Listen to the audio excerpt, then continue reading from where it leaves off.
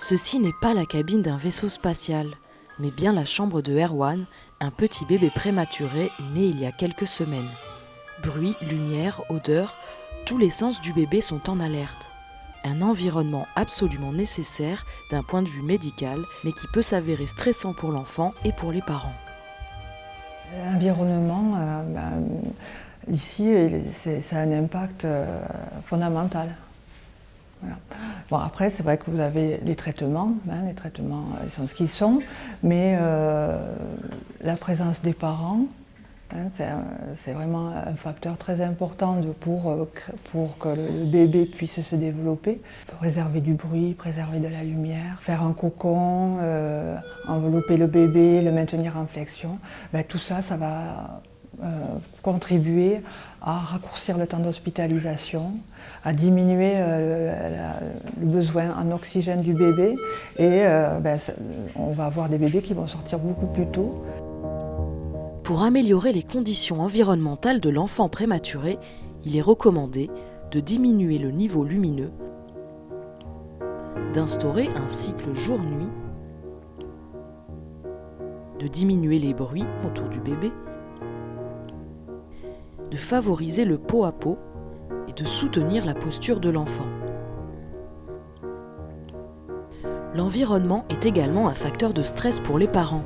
L'absence de contact physique avec les enfants et la méconnaissance des processus médicaux peut entraîner une dépersonnalisation du rapport parent-enfant. La réunion des enfants dans la même pièce peut également être vécue comme une barrière au rapprochement du bébé et des parents.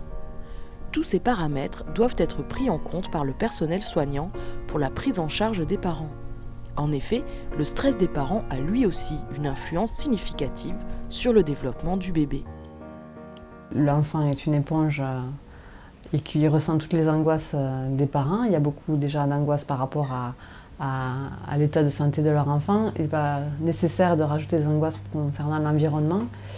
Et ensuite, pour que l'hospitalisation se passe au mieux pour les parents aussi, il faut veiller à ce que tout le monde soit serein, l'enfant et les parents. C'est sûr qu'un enfant qui est en pot à pot contre son parent qui est stressé, on voit la différence, ça c'est sûr. C'est évident. Pour améliorer l'accompagnement des parents, il est recommandé de présenter le service aux familles, de favoriser le contact physique entre parents et enfants, de reconnaître les compétences parentales, acteurs mais pas soignants, de soutenir l'allaitement et d'aider à comprendre le comportement du bébé, ou encore d'expliquer le but précis des machines, leur nécessité. D'après de récentes études, les interventions médicales peuvent être un facteur de stress pour le nouveau-né prématuré. Changer la couche, prendre la température, renouveler une perfusion, tous ces gestes indispensables peuvent parfois stresser le nouveau-né et à ce titre agir sur son développement. En fait, un prématuré est à la base un fœtus qui se retrouve dans un environnement atypique à la naissance et qui va grandir et maturer dans un environnement très différent de celui du milieu intra-utérin. Un bébé né à 26 semaines, par exemple, son cerveau est lisse, il n'y a pas encore de circonvolution. Et donc ce façonnage du cerveau va se faire, disons, durant son parcours en hospitalisation. Donc on imagine bien que tout ce qu'on va faire vivre à cet enfant va avoir un impact sur son développement cérébral. Donc effectivement, il y a maintenant un programme formalisé de soins autour de l'enfant, éviter les stimuli négatifs et favoriser les stimuli positifs, c'est-à-dire les parents. Ce programme formalisé s'appelle le NIDCAP et il a été montré que le NIDCAP a un effet véritablement neuroprotecteur, c'est-à-dire qu'on favorise un bon développement neurologique des enfants lorsque l'on s'ajuste à leur comportement, à leur niveau de maturation et on favorise la présence des parents.